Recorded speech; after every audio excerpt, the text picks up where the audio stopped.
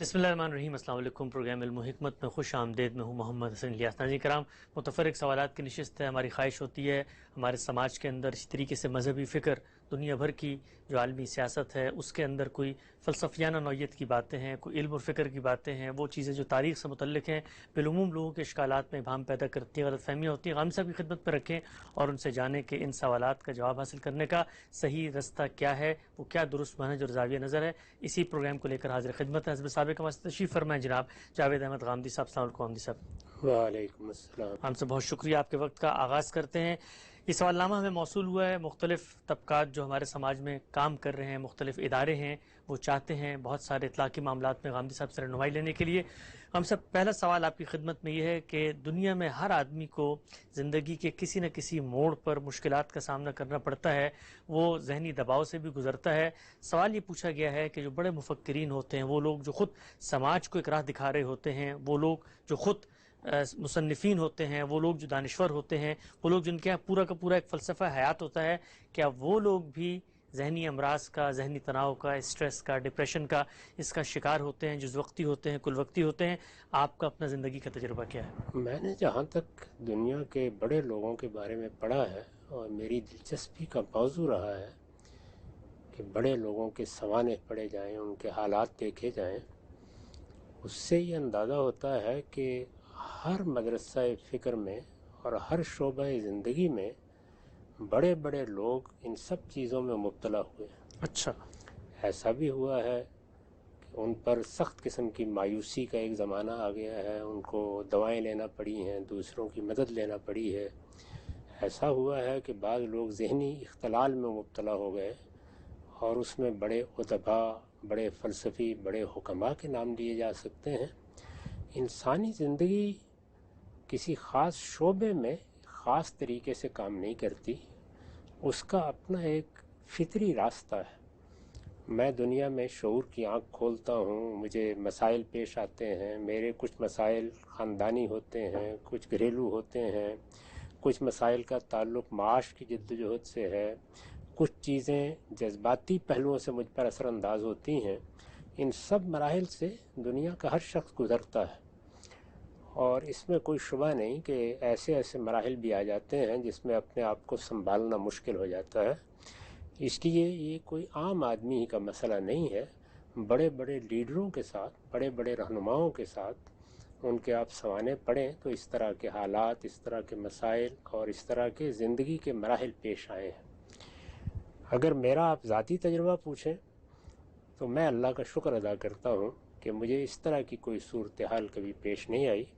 ज़्यादा से ज़्यादा ये कहा जा सकता है कि हालात के नशेब व फराज में किसी वक्त तबीयत पर कुछ असर हुआ और वो इससे ज़्यादा नहीं था कि मैंने खामोशी इख्तियार कर ली या गुरेज़ का रास्ता इख्तियार कर लिया। लेकिन अल्लाह का मुझ पर बड़ा करम रहा है कि मेरी सरगर्मियों की नौइयत ऐसी थी जिन्होंने मुझे हमेशा अपने साथ मुतल्लक़ किए रखा है। इल्म की दुनिया की अपनी लज्जतें हैं, उसके अपने हुजूज़ हैं।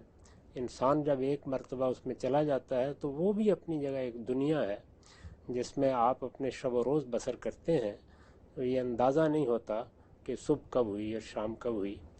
मेरा एहसास ये है कि इस तरह के सब मामलात में भी दो तीन चीज़ें इंसान की बड़ी मदद करती हैं। वो अगर उनको मलहूज़ रखे तो ऐसे नशेब व फराज में अपने आप को संभाल सकता है।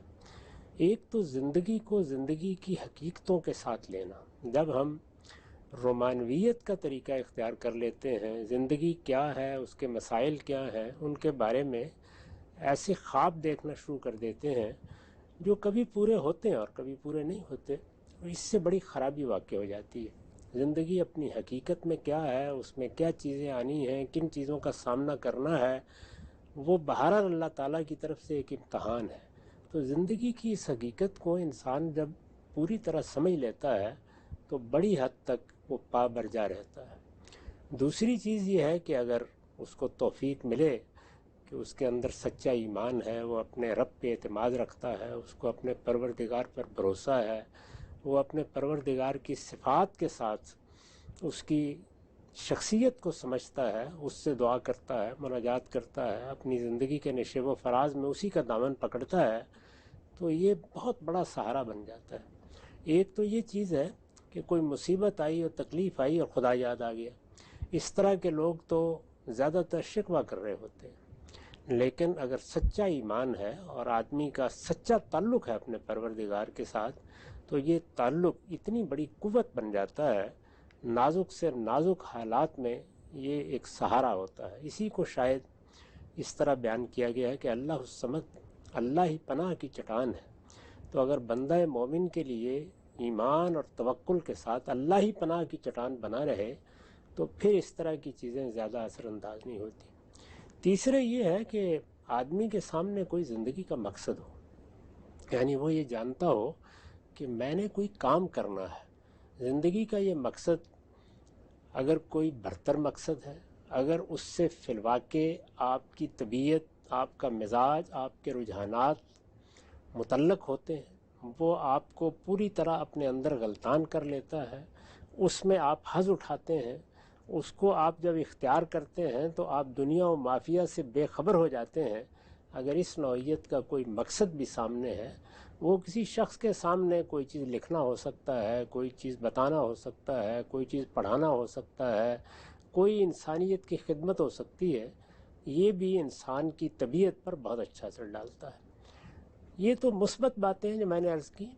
منفی پہلو سے جس چیز سے بچنا چاہیے وہ زندگی کے بارے میں رومانویت ہے. یہ رومانویت مذہبی ہو، اس صورت میں بھی بڑی خرابیوں کا باعث بنتی ہے. میں نے اپنی زندگی میں بعض مذہبی لوگوں کو، جن کے مذہبی ہونے میں مجھے کوئی شبہ نہیں ہے، اسی طرح ڈپریشن میں مبتلا ہوتے دیکھا اور دوائیں لیتے ہوئے دیکھا. اس کی وجہ اس کے سوا کچھ نہیں تھی کہ انہوں نے کچھ سیاسی چیزوں کو دین کا مقصد بنا لیا تھا، اور ان کا خیال یہ تھا کہ وہ جس طرح وہ سوچتے ہیں اس طرح ان کی زندگی میں ہو جانی چاہیے.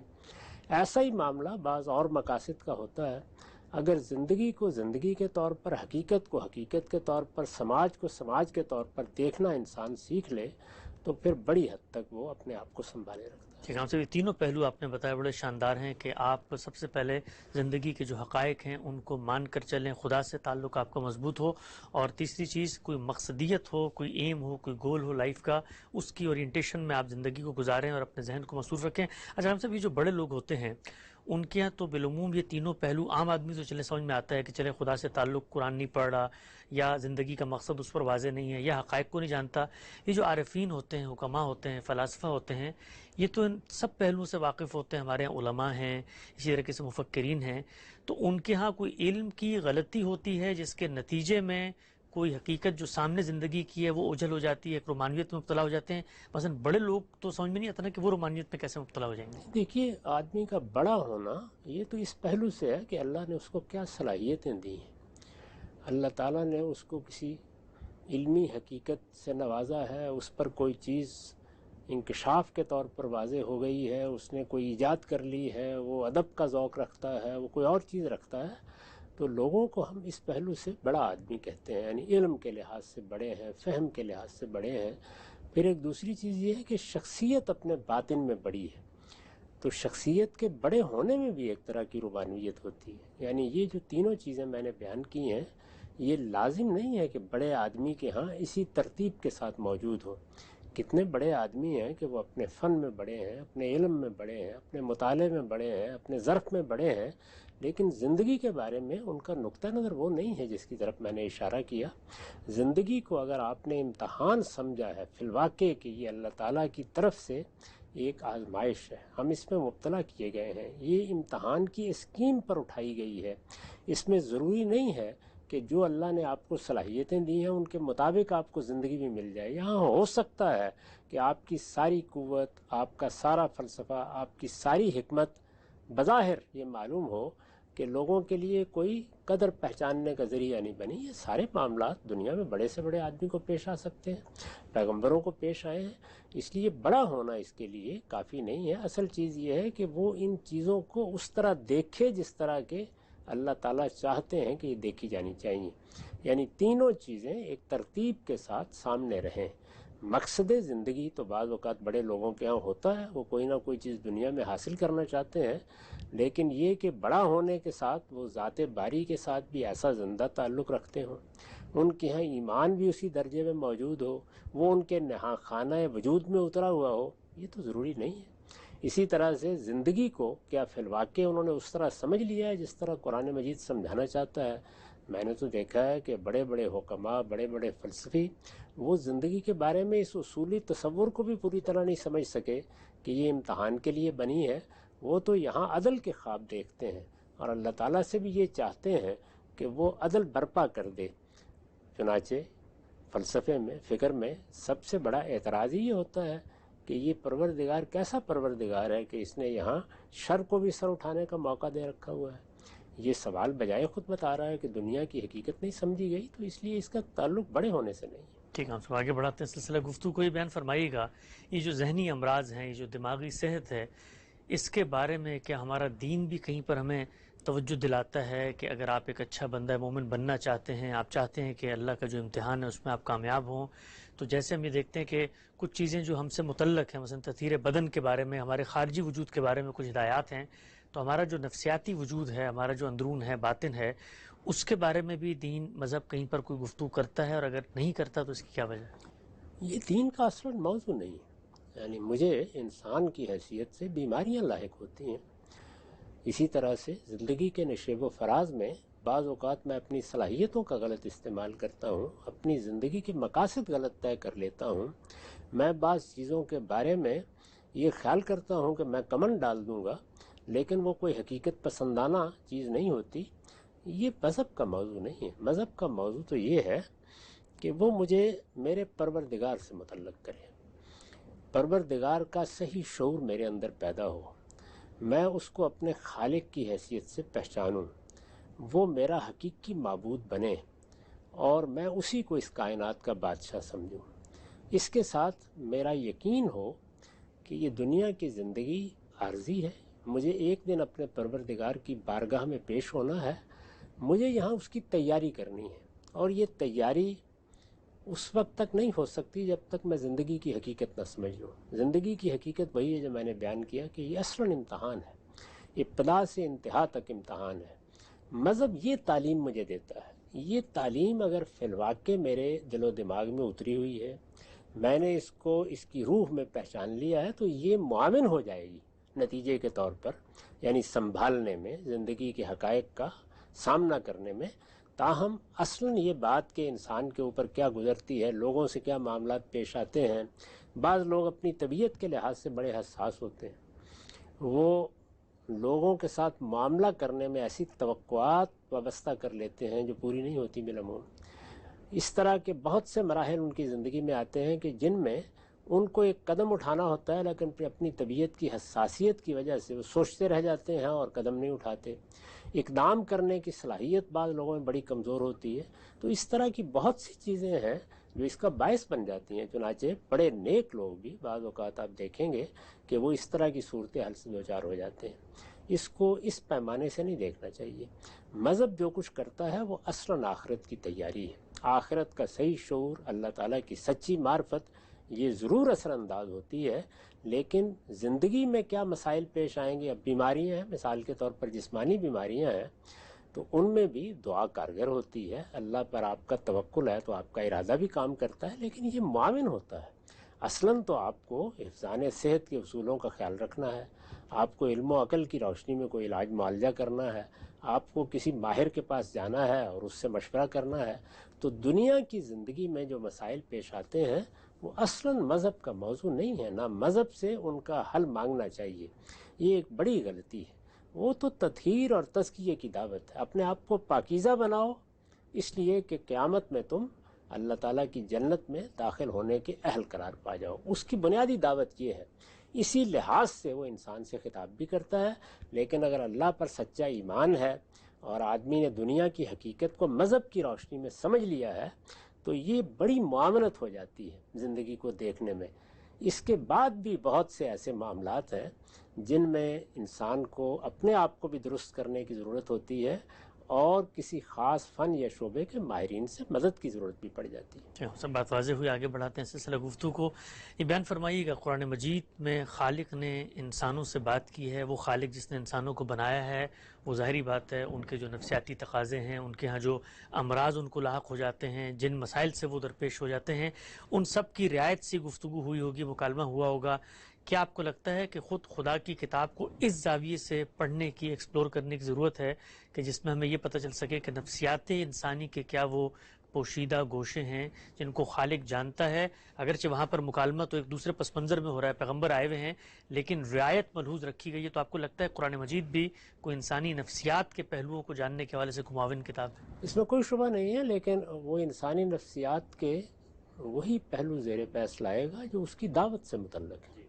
یعنی پیغمبر آتے ہیں، وہ ایک دعوت پیش کرتے ہیں، اس دعوت کا ایک رد عمل ہوتا ہے، اس میں انسان کس طرح سوچتے ہیں، یعنی وہ اپنے ماضی سے کیسے وابستہ ہوتے ہیں، تعصبات کے معاملے میں ان کا رویہ کیا ہوتا ہے، انہوں نے جو روایت اپنے ہاں پائی ہوتی ہے اس کی زنجیروں سے نکلنے کے لیے کیا چیزیں درکار ہیں.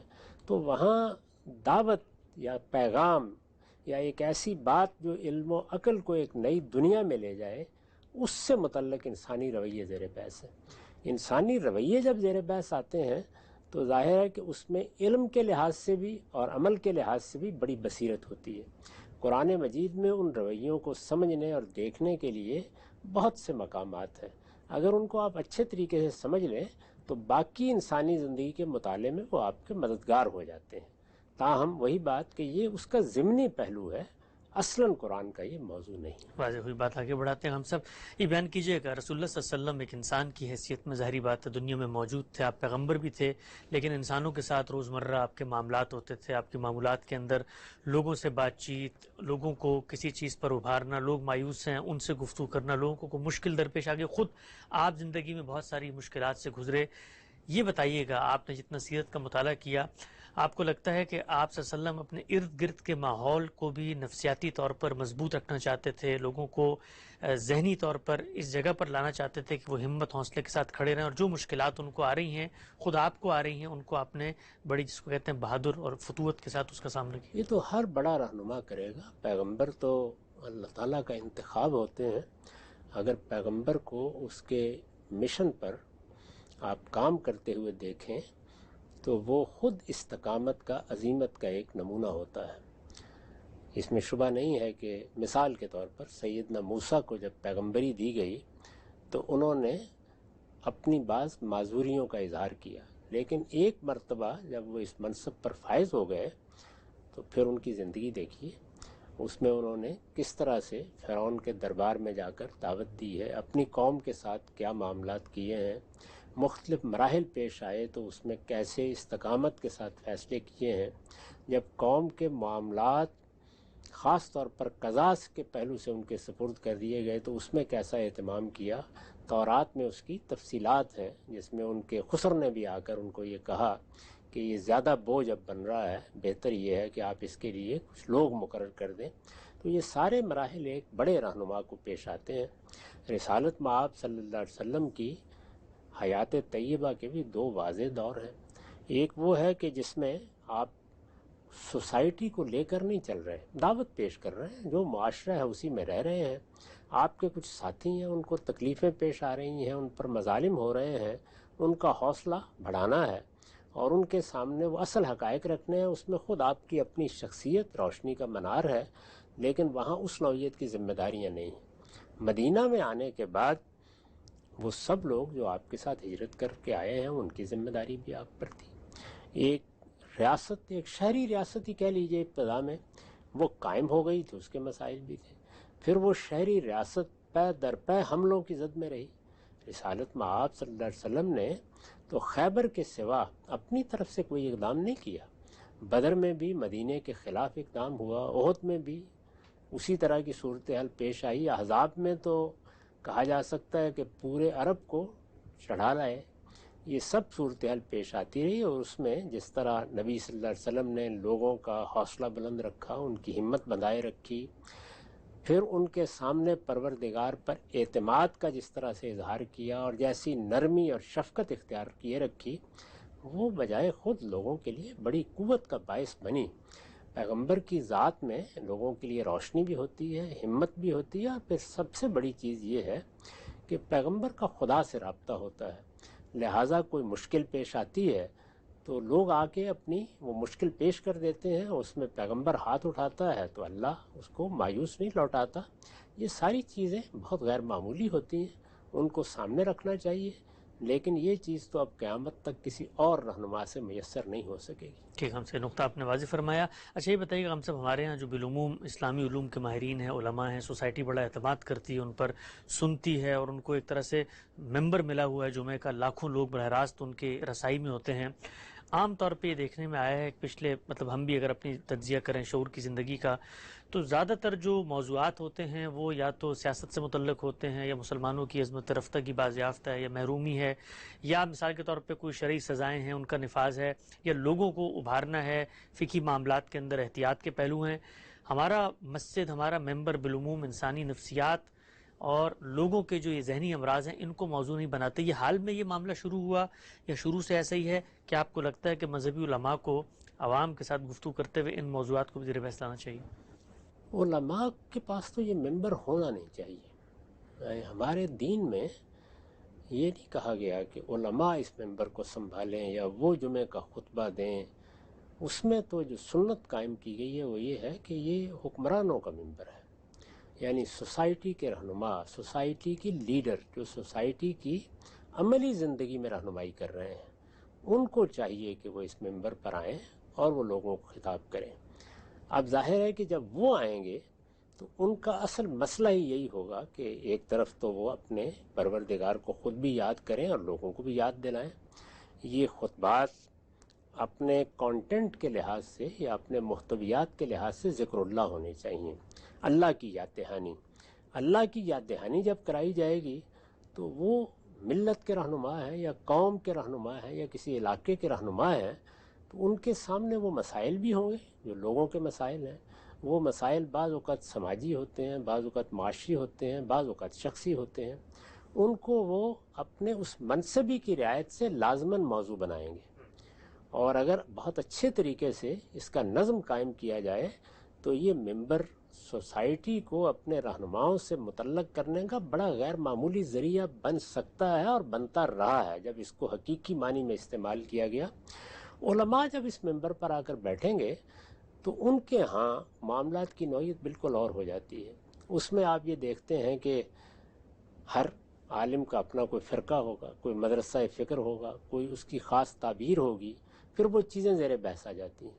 اور اگر کوئی خالص علمی ذوق رکھنے والا شخص نہیں ہے تو وہ داستان سرائی کرے گا، قصے سنائے گا، ماضی کی حکایت سناتا رہے گا۔ چنانچہ وہ موضوعات جو انسانی زندگی سے متعلق ہوتے ہیں یا ہونے چاہیے وہ زیادہ تر ہمارے ممبر کا موضوع نہیں بنتے۔ جن جگہوں پر ریاست اس ممبر کو اپنے اہتمام میں لیے ہوئے ہے ان میں جا کر دیکھیے، وہاں جو خطبات بالعموم دیے جاتے ہیں ان میں یہ چیزیں نہیں ہوتی۔ وہاں مذہب کی تعلیمات یا اللہ کی یاد دہانی بھی ان چیزوں کے حوالے سے کرائی جاتی ہے جو سوسائٹی سے انسان کو متعلق کرتی ہیں، یعنی اللہ کی عبادت ہے، اللہ کی بندگی ہے، اللہ کے حضور میں حاضر ہونا ہے۔ یہ تو ظاہر ہے کہ اس تذکیر کا ایک بڑا موضوع ہے ہی، لیکن غیبت ہے، تکبر ہے، چغلی ہے، تنابز بالالقاب ہے، تنقید میں حدود سے تجاوز ہے، اپنے مقابل کے لوگوں کا استخفاف ہے، کسی موقع کے اوپر اگر حق کی شہادت دینی ہے تو اس سے گریز ہے۔ یہ چیزیں ہیں جو زیادہ تر میں نے دیکھا ہے کہ وہاں موضوع بنتی ہیں۔ تو ہمارے ہاں بھی اس ممبر کا حقیقی اہتمام وجود میں آ جائے تو اس کی اصلاح خود بخود ہو جائے گی۔ ابھی تو یہ زیادہ تر فرقہ وارانہ مباحث کا مرکز بن جاتا ہے، یا یہ ہے کہ وہی یعنی ایک خاص مہینے آ گئے ہیں، ان میں کوئی پرانا قصہ، کوئی پرانی کہانی، کوئی بزرگوں کے احوال وہ سنائے جاتے ہیں، اور اس میں بھی عقیدت مندی اور عجوبگی کا پہلو زیادہ ہوتا ہے۔ وہ چیزیں جو شخصی معاملات کی درستی کی طرف لوگوں کی رہنمائی کر سکتی ہیں، جن میں ان کو یہ اندازہ ہو کہ نازک حالات میں ہمارے بزرگوں نے کیا رویے اختیار کیے، وہ اس کا موضوع نہیں بنتی۔ ٹھیک ہے، ہم سے نقطہ واضح ہوا، آگے بڑھاتے ہیں سلسلہ گفتگو کا۔ ہم سے بھی جو بیہیویئر کی سائنس ہے، نفسیات کا علم ہے، سائیکیٹری ہے، سائیکالوجی ہے، ہم یہ دیکھتے ہیں کہ جدید دور میں بالخصوص گزشتہ 2 صدیوں کے دوران مغرب میں اس پر بڑا کام ہوا ہے کیا کوئی مسلمان سائنسدان، حکیم، معالج، استاد کوئی ایسا فلسفی بھی گزرا ہے جس نے انسانی نفسیات کو موضوع بنایا ہے؟ آپ کبھی کبھی ذکر کرتے ہیں کہ جی خانقاہی نظام بڑا اچھا ہے، تو کیا اس پہلو سے ہمارے جو صوفیاء ہیں ان کا کوئی کنٹریبیوشن ہے اسلامی نفسیات کے معاملے بہت بڑا غیر معمولی ہے. یعنی عام طور پر وہ لوگ جو خانقاہوں میں بیٹھے یا جنہوں نے یہ طے کیا کہ وہ لوگوں کی کچھ تربیت کریں گے، ان کی آپ سوانح پڑھیں تو یہ معلوم ہوتا ہے کہ وہ سب سے بڑھ کر انسانی نفسیات کے علماء تھے. بڑی خانقاہیں جو ہمارے ہاں وجود میں آئی ہیں، ماضی کا قصہ تو خیر چھوڑ دیجئے، ہمارے قریبی زمانے میں اگر آپ خانقاہ امدادیہ کے احوال پڑھیں تو اندازہ ہو جاتا ہے کہ وہاں کیا صورتحال تھی، لوگوں کی تربیت کس کس پہلو سے کی گئی، معاشرتی برائیوں کے معاملے میں کیسے انہیں متنبع کیا گیا، معاملہ کرنے کی کیسی ان کی تعلیم ہوئی. یہ سب چیزیں وہاں زیر بحث آتی ہیں اور اس میں بڑا گہرا مطالعہ ہوتا ہے انسانی نفسیات کا. آپ مولانا اشرف علی تھانوی کے مواعظ پڑھیے، انہوں نے جو معاشرتی زندگی کے بارے میں ہدایات دی ہیں ان کو دیکھیے. اپنے زمانے کے لحاظ سے آپ بہت سی چیزوں سے ہو سکتا ہے اختلاف کریں، میں بھی اختلاف کر سکتا ہوں، لیکن بحیثیت مجموعی انسانی نفسیات کو سامنے رکھ کر بڑی گہری باتیں ہیں جو لوگوں کو بتائی گئی ہیں. اور اگر کوئی اچھا ماہر نفسیات اس پہلو سے جائزہ لے ان چیزوں کا تو اس کو بھی بڑی رہنمائی مل سکتی ہے. چنانچہ مجھے بڑی اچھی طرح یاد ہے کہ ہمارے نفسیات کے استاد تھے ڈاکٹر محمد اجمل صاحب، وہ ایک زمانے میں مالنا کے اسیر ہو گئے تھے. اچھا. اور اس کی وجہ یہی تھی کہ وہ یہ دیکھتے تھے کہ انسانی نفسیات کی تحلیل میں ان کی بعض تحریریں یا ان کی بعض گفتگویں کیسا غیر معمولی کردار ادا کرتی ہیں. اور بھی بعض خانقاہوں کے احوال اگر آپ پڑھیں تو اس میں یہ اندازہ ہوتا ہے کہ وہ لوگ جو شیخ خانقاہ ہیں یا وہاں بیٹھے ہوئے ہیں، لوگ ان کے پاس آتے ہیں، ان سے جب وہ معاملہ کرتے ہیں تو اس میں انسانی نفسیات کے کیا کیا باریک پہلو ان کے سامنے رہتے ہیں. میں نے اپنی زندگی میں 2-3 ایسی جگہوں پر 1-2 راتیں یا اس سے زیادہ دن گزار کے دیکھا ہے. اس میں کوئی شبہ ہی نہیں ہے کہ وہاں جن بزرگوں کو دیکھنے یا ان کی بات سننے یا ان کے معاملہ کرنے کا مشاہدہ کرنے کا موقع ملا، ان میں یہ صلاحیت بڑی غیر معمولی تھی.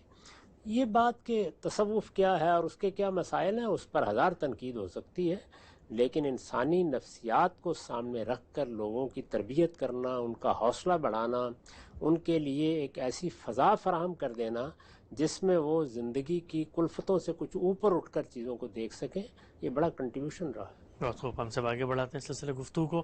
یہ بیان کیجئے گا، یہ جو اس وقت آپ دیکھتے ہیں، خود آپ کے آنکھ شعور کی آپ نے کھولی اور اس کے بعد یہ جو عمر گزاری، اس میں جو دنیا کی حرکیات ہیں، دنیا کے اندر یہ چکا چون، سائنس کی ٹیکنالوجی جو ترقی، ذرائع ابلاغ کی جس کو آپ کہتے ہیں افراتفری ایک طرح سے پھیل گئی ہے، معیشت نے بھی اثرات پیدا کیے ہیں مسلمانوں پر بھی اور غیر مسلموں، پوری دنیا کے انسانوں پر. لوگ اس طریقے سے اب جس کو آپ کہتے ہیں آزاد نہیں جیسے پہلے گاؤں دیہاتوں میں ہو جاتے تھے. دنیا کی جو حرکیات ہیں، آپ سمجھتے ہیں کہ یہ تبدیل ہونے سے اور یہ سائنس اور ٹیکنالوجی جتنا انوالو کر لیتی ہے آدمی کو، چاہے وہ سوشل میڈیا ہو، ٹی وی ہو اور باقی معاشی مصروفیات، اس سب دور یہ جو بدلا ہے اس نے بھی انسانی نفسیات پہ کچھ اثرات پیدا کیے؟ ہر دور پیدا کرتا ہے. یعنی انسان جب جانوروں کے درمیان رہتا تھا یا غاروں میں بسیرا کرتا تھا یا جب اسے درختوں کے پھل توڑ کر ہی کھانا ہوتے تھے یا ہر قدم پر اس کے لیے خطرات تھے، اس وقت مسائل تھے. مسائل کی نوعیت طویل ہو جاتی ہے. اچھا. ایسے ہی جب انسان نے زرعی زندگی اختیار کی ہے یا اس سے پہلے خانہ بدوشی کی زندگی میں رہا ہے، اس کے مسائل کا بھی ذرا ذکر کر کے دیکھیے، اندازہ ہو جاتا ہے کہ انسان کن کن مراحل سے گزرا ہے. اصلی چیز یہ نہیں ہے کہ مسائل کیا ہیں، مسائل تو نئی دنیا پیدا ہوگی تو ہوں گے، شہر بڑے ہو جائیں گے تو نوعیت بدل جائے گی، لوگ دیہات سے نکلیں گے تو ان کو ایک نئی معاشرت سے سابقہ پڑے گا، لوگوں کے تعلقات اور روابط کی نوعیتیں تبدیل ہوں گی، ان کے رابطے کے ذرائع بڑھیں گے تو اس میں بہت سے دوسرے مسائل بھی پیدا ہوں گے. اصل چیز یہ نہیں ہے، اصل چیز یہ ہے کہ جب کبھی بھی یہ صورت پیدا ہو، انسان اپنے ارادہ و اختیار کو صحیح طریقے سے استعمال کرے. وہ دیکھے کہ مجھے کسی چیز کے کتنا قریب جانا ہے، کتنا دور رہنا ہے، میں کیا ہوں، میری زندگی کیا ہے، میرے مقاصد کیا ہیں، میری مصروفیات کیا ہیں، میری ضروریات کیا ہیں. ان کا ایک حکیمانہ تجزیہ کرنا، ان کو ٹھیک طرح سے سمجھ کر زندگی سے متعلق کرنا، یہ وہ چیز ہے جس کی طرف زیادہ توجہ کرنی چاہیے. اس میں ظاہر ہے کہ دنیا میں اللہ کا امتحان برپا ہے، بڑے مشکل حالات بھی آ جاتے ہیں. ان مشکل حالات میں آدمی حوصلہ نہ ہارے، اپنے لیے راستہ تلاش کرے، پیچھے مڑ کے دیکھنے کی بجائے آگے دیکھے، ایک معاملے میں اگر ناکامی ہوتی ہے تو دوسری چیز کو اپنے سامنے لائے اور اللہ پر بھروسہ کر کے آگے بڑھتا چلا جائے، اپنے آپ کو مایوس نہ ہونے دے، تو میں نے دیکھا ہے کہ بڑی حد تک وہ کامیاب ہو جاتا ہے۔ ٹھیک ہے، اچھا ہم سے نقطہ آپ نے اہم واضح کیا کہ تبدیلی ہر دور میں آتی ہے۔ اچھا ایک اور پہلو بتائیے گا، ہم سب آج کل میں دیکھتے ہیں جو لوگ ان ذہنی امراض کا شکار ہو جاتے ہیں، تناؤ کی کیفیت ہوتی ہے، سٹریس، اور اسی طریقے سے مختلف ڈس آرڈرز ہیں، وہ او سی ڈی ہو، آبسیسو کمپلسو ڈس آرڈر ہو، یا اسی طرح سے انزائٹی ہو، یا کوئی اس طرح کا ایب نارمل بیہیویئر سامنے آتا ہے، جب لوگوں کو کہا جاتا ہے کہ جی آپ جائیں کوئی تھیراپی لیں یا کسی ماہر نفسیات سے ملیں، تو بالعموم اس کو بڑا منفی طور پہ پرسیو کیا جاتا ہے، گویا آپ لوگ یہ کہہ رہے ہیں جی میں پاگل ہو گیا ہوں، اور جو حوصلہ مند لوگ ہوتے ہیں اس چیز کو قبول بھی نہیں کرتے۔ میں ایک ذاتی طور پہ ایک چیز تجربہ آپ سے شیئر کرتا ہوں اور پوچھنا چاہتا ہوں، کیا آپ کو لگتا ہے کہ اگر انسان پوری زندگی میں کچھ ایک شخصیت، 2 یا 3 شخصیات کو اپنا ہاتھ پکڑا دے اور ان سے کہے کہ جی آپ کو میرے اندر اگر کوئی نارملٹی نظر آتی ہے، میرے رویے میں، میرے بات چیت، میرے انداز، میرے رد عمل میں، تو اس پہ آپ مجھے متنبع کرتے رہیں، ایک مینٹورشپ، ایک جس کو آپ کہتے ہیں کوئی گرو ہو اس طرح کا کہ جس کے ساتھ آپ کا ایک لائف ٹائم تعلق ہو، جس سے آپ مسائل ڈسکس کر رہے ہوں، تو یہ موقع ہی نہ پیدا ہو کہ جس وقت آپ کو باقاعدہ طور پہ لوگ کہیں جی آپ جا کر وہاں پیدا ہوں۔ تو انسانوں میں ہم دیکھتے ہیں پہلے ہر گاؤں میں کوئی بزرگ ہوتا تھا، ایک بڑی شخصیت، خاندان میں کوئی عورتیں ہوتی تھی، لوگ جا کے بیٹھتے تھے، ڈسکس کرتے تھے، تو انسانوں کا انسانوں سے رابطہ بھی کمزور ہوا ہے، اور یہ جو ایک طریقہ کا کسی کو اپنا ہاتھ پکڑا دینا ہے اور اس کو کہنا ہے کہ آپ مجھ پہ توجہ رکھیں، یہ اگر معاملہ ہو تو آپ کو لگتا ہے کہ مفید چیز ہوگی؟ یہ انسان کی ضرورت ہے، میں اس کو اس زاویے سے دیکھتا ہوں، یعنی اللہ تعالیٰ نے انسان کو پیدا اس طرح کیا ہے کہ وہ ایک ماں باپ کی آغوش میں ڈالا جاتا ہے۔ اگر ماں باپ کو اپنے لیے رہنما نہ مانے تو بچپن ہی میں بہت سی ہلاکتیں اپنے لیے خرید لیتا ہے۔ اسی طرح کی چیز اس وقت ناگزیر ہو جاتی ہے جب اس کی تعلیم کی ابتدا ہوتی ہے، یعنی کسی سے وہ سیکھے گا، کچھ پڑھے گا۔ بہت سے لوگ ہیں، آپ تاریخ میں دیکھیں کہ انہوں نے اپنے گھر سے تعلیم کی ابتدا کی، ان کی کوئی بہن، ان کا کوئی بھائی یا ان کے والد نے ان کو ابتدائی تعلیم دی۔ کتنے بڑے لوگ ہیں جن کی تعلیم اسی طریقے سے ہوئی، پھر وہ اساتذہ کے ساتھ متعلق ہو گئے۔ اساتذہ میں بھی اگر ان کے سامنے کوئی بڑا مقصد ہے تو اس کے لحاظ سے انہوں نے انتخاب کیا۔ یہ چیز تو ہمیشہ سہارے کا باعث بنتی ہے، اور یہ بالکل صحیح ہے کہ ہمارے ہاں لوگ عام طور پر اس کی ضرورت کو سمجھتے نہیں ہیں۔ یہ ضرورت بڑی دیر تک رہتی ہے، یعنی انسان کو پختگی تک پہنچنے کے لیے ہاتھ پکڑنا ہی پڑتا ہے۔ یہ انسان کی ضرورت ہے، انسان کو بنایا اس طریقے سے گیا ہے، وہ جانوروں کی طرح نہیں پیدا کیا گیا۔ جانور بڑی جلدی اپنی جبلتوں کے تقاضوں کے تحت زندگی بسر کرنا شروع کر دیتے ہیں۔ انسان کو بہت دیر تک سہاروں کی ضرورت ہوتی ہے، اور جب حقیقی سہارے اس کو ملتے ہیں، یعنی ماں باپ کا ہے، اچھے اساتذہ کا ہے، اچھے دوستوں کا ہے، تعلق والوں کا ہے، تو یہ اس کی تقویت کا ذریعہ بنتے ہیں۔ تاہم اگر کسی موقع پر انسان اپنے آپ کو نہیں سنبھال سکا، دیکھیے بہت سے لوگ ہیں بڑی محتاط زندگی بسر کرتے ہیں، حفظان صحت کے اصولوں کا خیال رکھتے ہیں، پھر بھی بیمار ہو جاتے ہیں۔ تو اس لیے یہ تو نہیں کہا جا سکتا کہ آپ کو اچھے والدین ملے، آپ کو اچھے دوست ملے، آپ کو اچھے اساتذہ ملے، آپ کو ایسے رہنماؤں کی صحبت اٹھانے کا موقع ملا کہ جو آپ کے سر پر شفقت کا ہاتھ رکھتے ہیں۔ یہ بہت بڑی نعمتیں ہیں، انسان کو ان کو نعمت سمجھنا چاہیے۔ یہ جو ہمارے ہاں عام طور پر نوجوانوں میں یہ چیز پیدا ہو جاتی ہے کہ وہ بہت جلد ان سب سہاروں کو چھوڑ کر کھڑا ہونا چاہتے ہیں، اس میں بالعموم تربیت ناقص رہ جاتی ہے، اور وہ اس جگہ نہیں پہنچ پاتے جہاں وہ پہنچنے کے خواب دیکھتے ہیں۔ یہ اپنی جگہ بالکل درست ہے، تاہم سب مراحل سے گزرتے ہوئے بھی ایسی بیماریاں آ سکتی ہیں، ایسی تکلیفیں آ سکتی ہیں، ان میں پھر ان کے ماہرین کی طرف رجوع کرنا چاہیے، اور اس میں ادنیٰ درجے کا تردد نہیں ہونا چاہیے۔ بیماریاں جس طرح جسمانی ہیں اسی طرح نفسی بھی ہیں، اور نفسی بیماریوں کے معاملے میں بھی آدمی کو اسی طرح سے دوا بھی لینی چاہیے اور دعا بھی کرنی چاہیے جس طرح ہم جسمانی بیماریوں کے معاملے میں کرتے ہیں۔ ٹھیک ہے سر، اچھا ہم صاحب آگے بڑھاتے ہیں بات کو، یہ بیان کیجیے گا ہمارے جو شاعر ہیں، قومی شاعر مشرق، اور ان کے بارے میں بلکہ میں آپ سے جاننا چاہوں گا کہ علامہ اقبال علیہ رحمہ نے جو شاعری کی ہے اس میں بھی وہ انسانی نفسیات کے بہت زیادہ پوشیدہ پہلو ہیں جن کو وہ اجاگر کرتے ہیں۔ انہی کا ایک شعر ہے کہ فطرت کے اصولوں کی کرتا ہے نگہبانی، یا بندہ ہے صحرائی یا مرد کوہستانی۔ فطرت سے ہمارا رشتہ کم ہوا ہے، کنکریٹ کے جنگلوں میں لوگ رہتے ہیں۔ قرۃ العین آپا نے کہا تھا کہ اونچی عمارتوں سے مکہ میرا گھر گیا، کچھ لوگ میرے حصے کا سورج بھی کھا گئے، نہ پتہ ہے کہ جی پودوں سے نشو نما ہو کے پھل کیسے بنتا ہے، نہ کبھی ہم نے صبح صادق اور صبح کاذب کے فرق کو دیکھا، نہ ہم شفق کی خوبصورتی سے واقف ہیں، نہ پھولوں کی کلیوں سے ہم متاثر کرتی ہیں. تو فطرت سے اگر انسان پیدا ہوا ہے، اللہ تعالیٰ نے دین دیا ہے، فطرت پہ وہ کھڑا ہوا اور فطرت سے دور ہو جائے اور اس سے اپنا رشتہ کمزور کر لے، تو کیا آپ کو لگتا ہے اس سے بھی جو ذہنی دباؤ ہے اس میں اضافہ ہوتا ہے؟ کوئی شبہ نہیں اس میں. اس وقت جو شہر بن گئے ہیں اور جیسی مصروفیات لوگوں کی ہیں اور معاش نے جس طرح ان کو کولو کا بیل بنا دیا ہے، اس میں تو اس کی اور بھی زیادہ ضرورت ہے کہ وہ نکلیں باہر. تو میرا خیال ہے کہ ایسے ادارے بننے چاہیے، ایسے تربیتی نظام ہونے چاہیے جن میں لوگ کبھی ہفتے 2 ہفتے کے لیے صحراؤں میں چلے جائیں، کبھی ایسے علاقوں میں چلے جائیں جہاں وہ فطرت کو قریب سے دیکھیں، جہاں فطرت کا حسن ان کے گرد و پیش میں ہو. اس کا اہتمام کرتے رہنا چاہیے. ہر آدمی کے پاس اس کی گنجائش تو نہیں ہوتی کہ وہ چھٹیاں ہوں تو کہیں سوئٹزرلینڈ جا رہا ہے اور کہیں وہ کشمیر کا دورہ کر رہا ہے، لیکن قریب کی جگہوں پر غرباء کے لیے بھی اس کے مواقع پیدا کرنے چاہیے. اگر اچھی ریاستیں ہوں اور وہ اپنے علاقوں کا نظم اچھے طریقے سے کریں تو جو ہمارے ہاں گھر بنتے ہیں اور جس طرح کے محلے بن جاتے ہیں اور جیسے عمارتیں اپنے سر اٹھاتی چلی جاتی ہیں لیکن ان کا کوئی نظم نقشہ نہیں ہوتا، اس کو بھی بہتر کرنا چاہیے. فطرت شہروں میں بھی قریب لائی جا سکتی ہے. ہم نے دنیا کے بہت سے شہر دیکھے ہیں جہاں آپ گھر سے باہر قدم نکالتے ہیں تو آپ فطرت ہی کی آغوش میں ہوتے ہیں.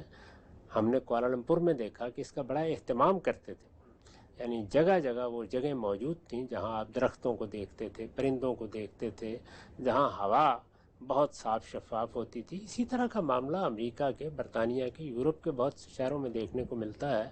ہمارے ہاں بھی جو مسلمان ملکوں میں اچھے شہر بنے ہیں، جیسے ترکی کے بعض جگہوں پر آپ جائیں، اسی طرح بعض اور جگہوں میں، تو آپ کو وہ چیز میسر آتی ہے. لیکن اس سب کے باوجود مزدور بھی ہوں گے، غریب بھی ہوں گے، کسان بھی ہوں گے.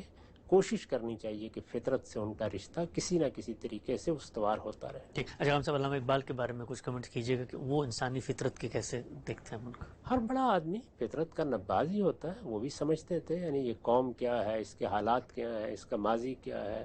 یہ ساری چیزیں اگر کسی شخص پر نمایاں نہ ہوں تو وہ اچھی شاعری، اچھا ادب تخلیق نہیں کر سکتا. یہ آپ کو علامہ اقبال کے ہاں بھی ملے گا، آپ کو غالب کے ہاں بھی ملے گا، آپ کو بعض دوسرے شعراء کے ہاں بھی ملے گا. وہ انسانی نفسیات اور انسانی فطرت ہی کے مقتضیات کو زبان دیتے ہیں اور احساس کی شدتوں کو بیان کرتے ہیں.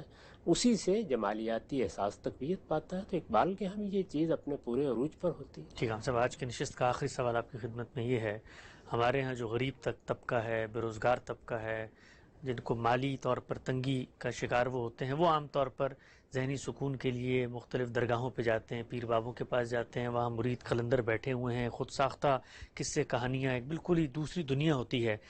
سوال آپ کی خدمت میں یہ ہے کہ ہمیں پتہ ہے کہ جس طریقے سے وہاں معاملات ہو رہے ہوتے ہیں، کیا ریاست کی یہ جوڈیسڈکشن میں آتا ہے کہ وہ ان جگہوں پر پابندی لگا دے اور یہاں پر لوگ نہ جائیں، اور اس طرح کے جو غربا ہیں ان کو یہ کہا جائے جی آپ کو اگر ذہنی طور پہ کوئی آسودگی چاہیے تو آپ کسی ماہر نفسیات کی طرف جائیں؟ تو یہ جو درگاہوں پہ عام طور پہ ہمارے معاملات ہو رہے تھے پیری فقیری کے، ان کو روکا جا سکتا ہے؟ بات یہ ہے کہ لوگوں کے شخصی معاملات پر ریاست کیسے پابندی لگا سکتی ہے؟